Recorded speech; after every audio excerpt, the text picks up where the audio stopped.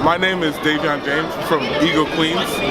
My favorite part of the STEM workshops is probably the BioBus, if that counts. We went in a bus and there was 2 doctors.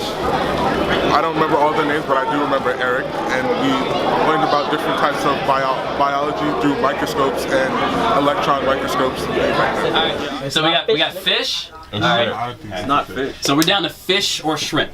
Alright, so what's the point in having all this fancy microscope stuff if we don't use it, right?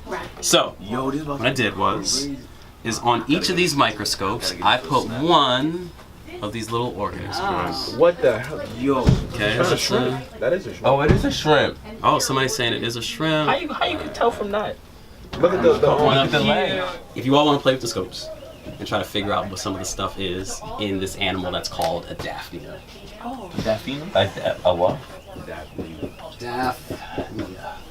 Can we eat Daphnia? Now you at a wild. Now, the question is, can we eat the Daphnia? Yes, we could eat the Daphnia, but it wouldn't be very tasty or delicious because there's not a lot in there, right? The reason why so many animals go after things like crayfish and lobsters and shrimp, actually, not because they're small, not because they can't defend themselves, right? Because that's a lot of shell, right? Ah, they're full of energy. Give me some, man. Fantastic. They are full of energy. Like, think about that. Like a lobster tail or just a shrimp body